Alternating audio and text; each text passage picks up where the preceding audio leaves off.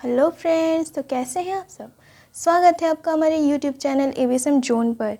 आज के इस वीडियो में हम लोग ग्रुप का नेक्स्ट थ्योरम, जो अब तक हम लोग जितने भी थ्योरम कर चुके हैं, तो उसके बाद हम ये थ्योरम प्रूव करेंगे। ओके, सो हमारा थ्योरम क्या कहता है। So that the set G 1 omega omega square where omega is an imaginary root of unity is a group with respect to multiplication।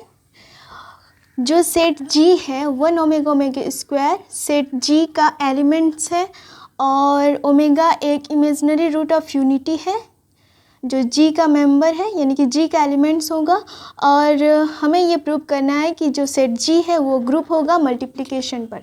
Okay, with respect to multiplication set G is a group, ये हमें prove करना है। तो हम जानते हैं कि group होने के लिए 4 प्रॉपर्टी को सेटिस्फाई करना पड़ता है, और वो 4 प्रॉपर्टी है closure, associativity, existence of identity and existence of inverse. तो हम लोग पहले उसको ग्रुप है कि नहीं प्रॉपर्टीज़ को सेटिस्फाई कराएंगे। तो उसके लिए हमारा जो पहले हम लैंग्वेज लिख लेते हैं, द गिवन सेट इज़, क्या दिया हुआ है, जी इज़ इक्वल टू 1 गा ओमेगा स्क्वायर। ये एक फाइनाइट सेट है, तो फाइनाइट ग्रुप भी होगा। ग्रुप होने के लिए 4 प्रॉपर्टी को सेटिस्फाई करना पड़ता है। पहला है क्लोजर,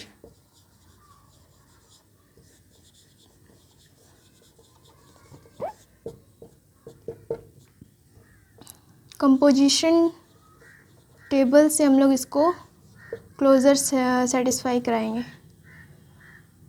सॉरी,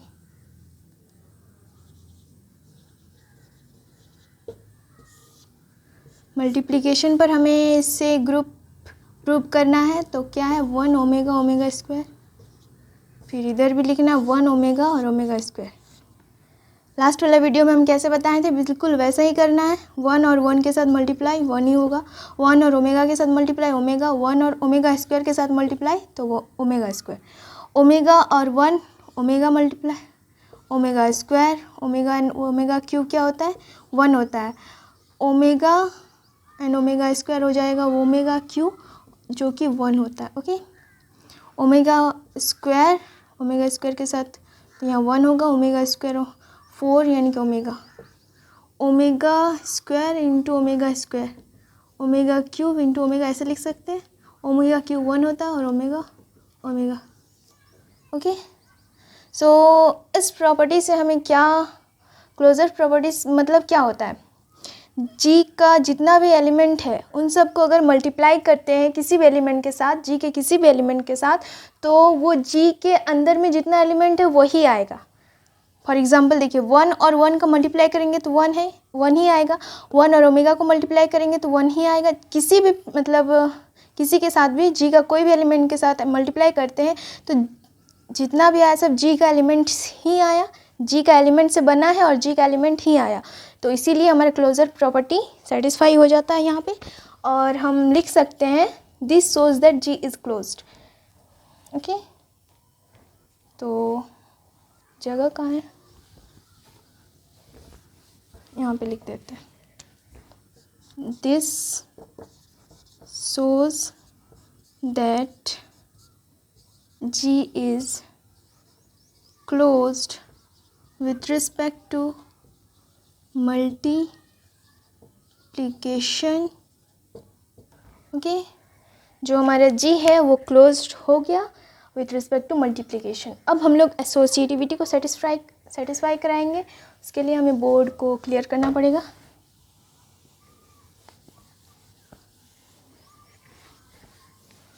इसको भी रफ कर देते हैं।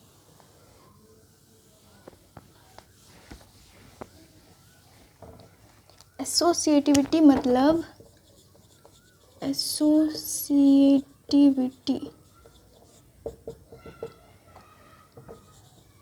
since all the elements of G are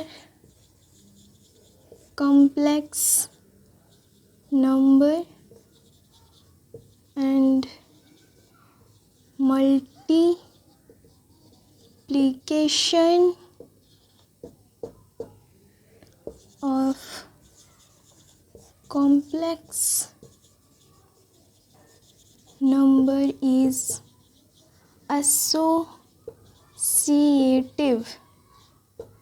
okay, ये तो आपको समझ में आ ही गया।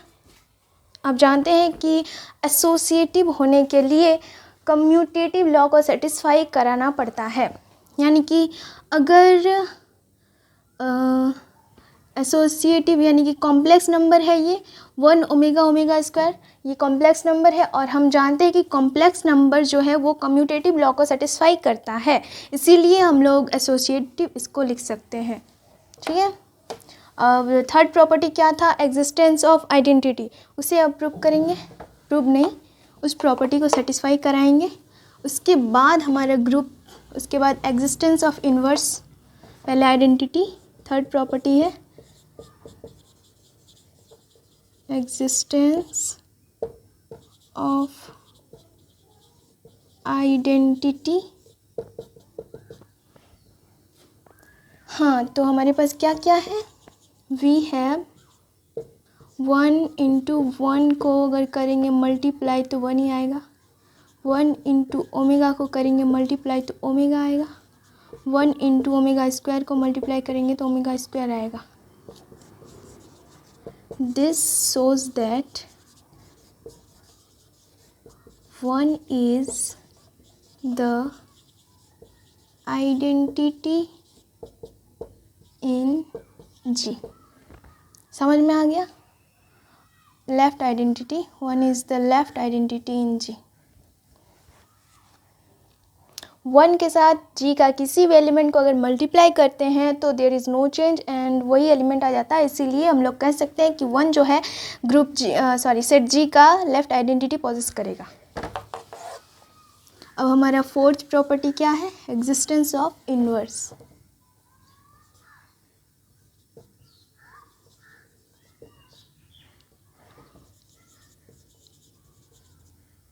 वन इंटू 1 आएगा और ओमेगा इंटू ओमेगा स्क्वायर 1 आएगा, ओमेगा स्क्वायर इंटू ओमेगा 1 आएगा।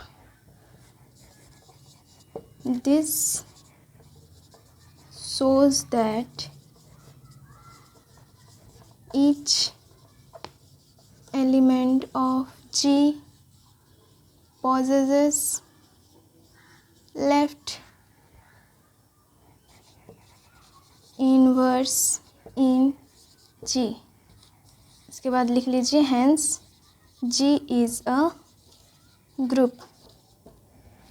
जी का सारा एलिमेंट जो है वो लेफ्ट इन्वर्स को पॉजेस करता है, इसी कारण हम कह सकते हैं कि जी एक ग्रुप है, क्योंकि जी चारों प्रॉपर्टी को, ग्रुप होने के चारों प्रॉपर्टीज़ को सेटिस्फाई कर रहा है, इसीलिए जी एक ग्रुप है, hence G is a group. तो ये थ्योरम यहाँ पे प्रूव हो जाता है। अब हम नेक्स्ट थ्योरम पे चलेंगे। उसके बाद हम लोग क्या करेंगे, सब ग्रुप का कुछ क्वेश्चन है, उसमें ज़्यादा थ्योरम्स नहीं है, कुछ थ्योरम्स ही हैं, तो उसको कंप्लीट कर लेंगे। ठीक है, तो हमारा ग्रुप थ्योरी कंप्लीट हो जाएगा। उसके बाद फिर कुछ और भी है, होमोमॉर्फिज्म, इस तरह का कुछ और भी है, साइक्लिक ग्रुप, इस तरह का ग्रुप को देखेंगे। अभी तो हमारा ग्रुप भी स्टार्ट हुआ है। ठीक है, तो ये वाला आपको समझ में आ गया। अब हम लोग नेक्स्ट थ्योरम पे चलेंगे। तो थ्योरम के लिए हमको बोर्ड रफ करना पड़ेगा। ये हमारा नेक्स्ट थ्योरम है, to prove that the set of all nth root of unity forms a finite abelian group with respect to multiplication of order n। क्या प्रूव करना है कि जो set of all nth root of unity है वो finite abelian group है। Okay, और किसके रिस्पेक्ट में, मल्टीप्लिकेशन के रिस्पेक्ट में, जिसका ऑर्डर n है। तो हम इसको बनाते हैं, सॉरी इसको प्रूव करना पड़ेगा। Set of all nth root of unity forms a finite abelian group. The nth root of unity क्या होता है हम जानते हैं, इज डिफाइन एज, ये आपको पहले से ही पता होना चाहिए। हम मान लेते हैं x इक्वल टू 1, इसका पावर है 1/n, ठीक है, nth रूट ऑफ यूनिटी। 1 को हम ट्रिग्नोमेट्री के बेसिस पे क्या लिख सकते हैं, cos 2πn, चूँकि यहाँ पर भी n है इसीलिए हम इस जगह पे r कर देते हैं, ठीक है। 2πr plus sign i sign 2πr, और पावर में क्या है 1/n, जहाँ पे r है 0 1 2 3 dot dot dot.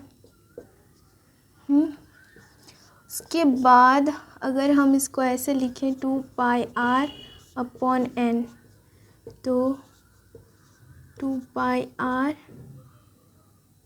Upon n, ठीक है। इसके बाद देन अगर हम x की जगह पर 0 लें, सॉरी r की जगह पर 0 लें, तो x 0 इज़ cos 0 हो जाएगा plus i sine 0 is equal to 1। x 1 लेते हैं यानी कि r की जगह पर 1, तो 2π upon n plus i sine 2π upon n, इसको हम लोग t मान लेते हैं say x2 is equal to cos 4π upon n plus i sine 4π upon n, इसको हम लोग ऐसे लिख सकते हैं cos 2π upon n plus i sine 2π upon n इसका स्क्वायर। तो हम इसको क्या माने हैं, x1 में देखिए t माने हैं, तो यहाँ पर t स्क्वायर हो जाएगा। ऊपर को रफ कर देते हैं, ऊपर हमारा अभी किसी काम का नहीं है तो इसको हम रफ करेंगे। क्वेश्चन को रफ कर देते हैं, क्वेश्चन स्टेटमेंट का भी किसी काम नहीं है अब।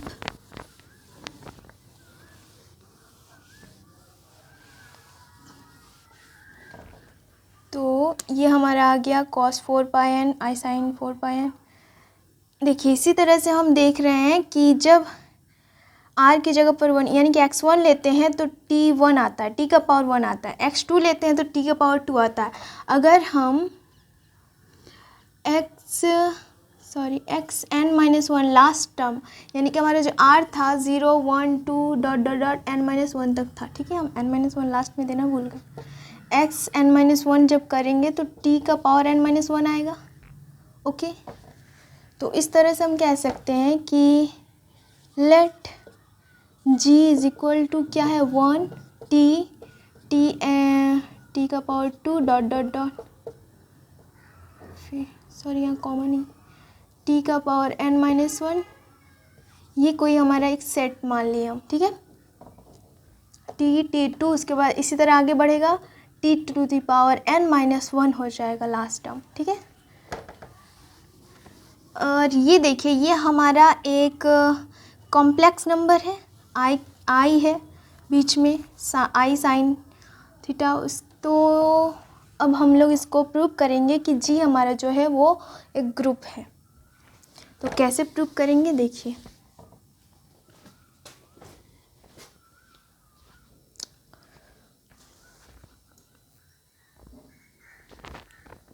सबसे पहले प्रॉपर्टी जो है हमारा क्लोजर प्रॉपर्टी, पहले वही सेटिस्फाई कराना पड़ेगा, इसके बाद एसोसिएटिविटी। तो सबसे पहले हम क्लोजर प्रॉपर्टी को सेटिस्फाई कराएंगे।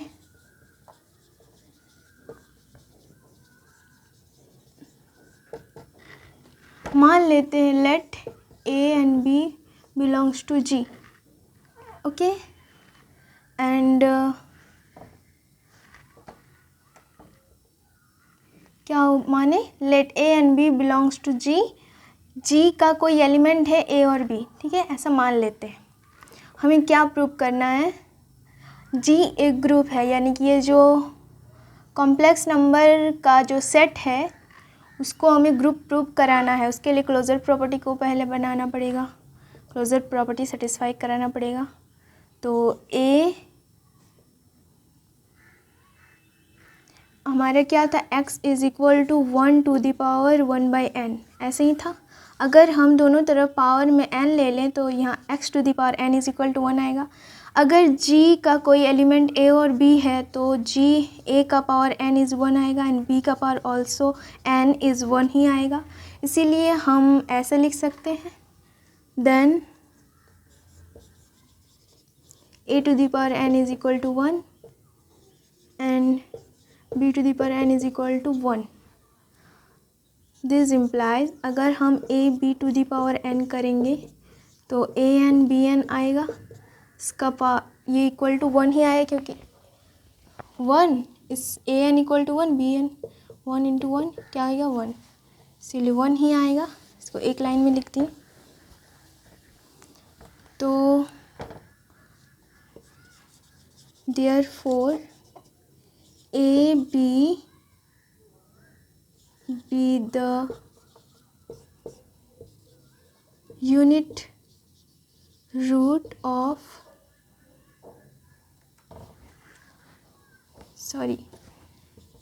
nth root of unity। a b be the nth root of unity 1 आया। अब हम लोग ऐसे लिख सकते हैं a b, इसको हम कैसे लिखें देखिए, x is equal to 1 to the power 1 by n था और x की जगह पर A B n equal to 1 आया, A B equal to n 1 आया, तो ए बी अगर हम करेंगे 1 to the power 1 by n आएगा।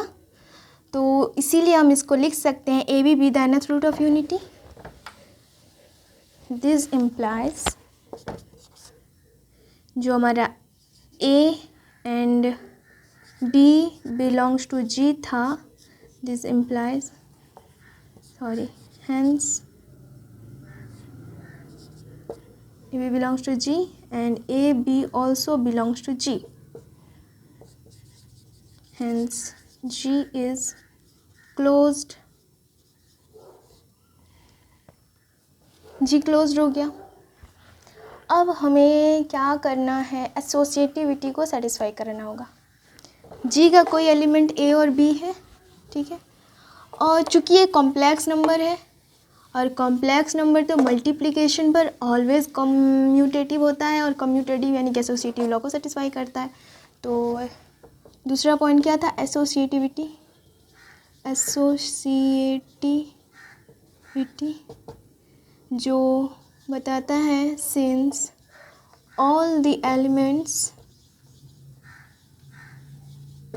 Of G are complex number. आप जानते हैं आई आ गया है तो कॉम्प्लेक्स नंबर हुआ, and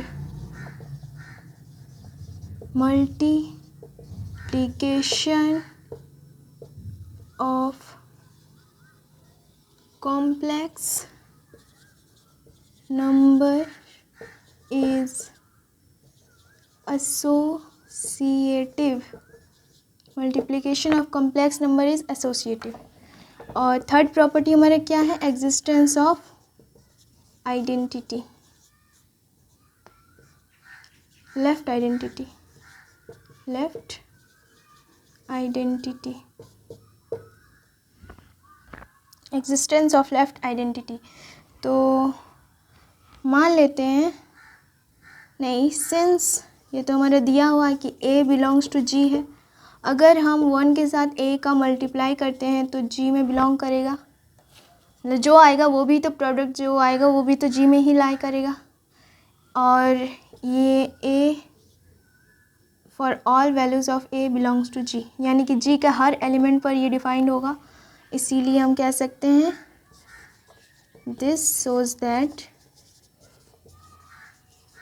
1 is the left identity in G। 1 with the left identity in G। हमारा लेफ्ट आइडेंटिटी अब हो गया। अब हमें existence of left inverse show कराना है, तो वो क्या होता है देखते हैं।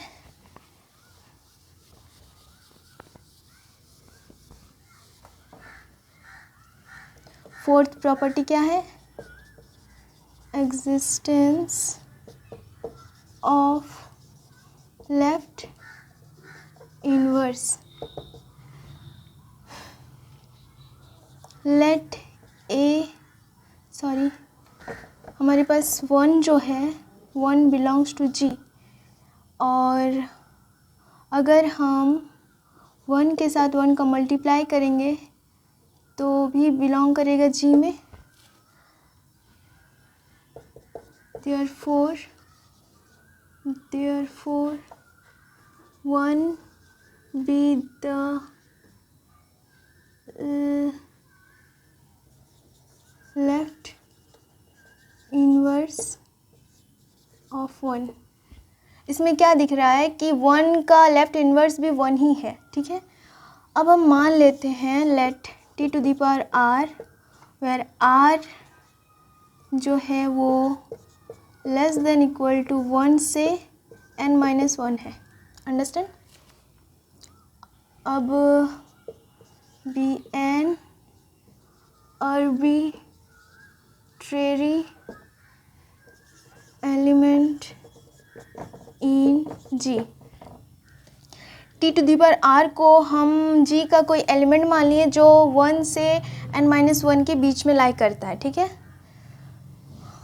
और t to the power n-r and t to the power t to the power r का मल्टीप्लाई कर देंगे तो t to the power n आएगा, और t to the power n क्या होता है 1 होता है, ये हम जानते हैं। तो यहाँ नाउ लिखें this implies t to the power n-r, t to the power r is equal to 1 which is equal to left identity. जो हमारा लेफ्ट आइडेंटिटी है वो आ गया इन दोनों के मल्टीप्लाई करने पर। हेंस अब देखिए t to the power r जो 1 से n-1 के बीच में है और t to the power n-r यानी कि लेफ्ट आइडेंटिटी को शो कर रहा है, तो हम लिख सकते हैं this shows that each element of G possesses left inverse in G। ऐसा हम कैसे लिख सकते हैं, देखिए 1 से n-1 तक का हम लोग का जो G का जो सेट था G1 T2 t to the power square dot dot t to the power n-1 यहीं तक था, G हमारा सेट था। तो 1 से t to the power n-1 term तक था, तो वो सारा हम कवर कर लिए। उसके बाद 1 का एक्स्ट्रा से हम पहले ही कर चुके हैं, ठीक है। ये लेफ़्ट इन्वर्स है, जो 1 का लेफ़्ट इन्वर्स 1 ही होगा और विच इज़ इक्वल टू 1 ही आएगा। ये भी लेफ़्ट आइडेंटिटी ही है, 1 जो हमारा लेफ़्ट आइडेंटिटी है, तो यहाँ पर भी लेफ़्ट आइडेंटिटी आ गया। इसीलिए हम लोग ऐसे लिख सकते हैं कि this shows that each element यानी कि G का सारा एलिमेंट लेफ़्ट इन्वर्स पोजेस करता है, और इसीलिए हम कह सकते हैं कि hence G is a group. Hence G is a group. यहीं पर हमारा ये लेक्चर कंप्लीट होता है। नेक्स्ट लेक्चर में हम लोग हो सकता है कि आगे कुछ थ्योरम्स बचा है तो हम चेक करके आपको नया थ्योरम्स फिर आपको लेक्चर प्रोवाइड किया जाएगा, और नहीं तो सब ग्रुप स्टार्ट किया जाएगा। Okay, so thank you. जय हिंद।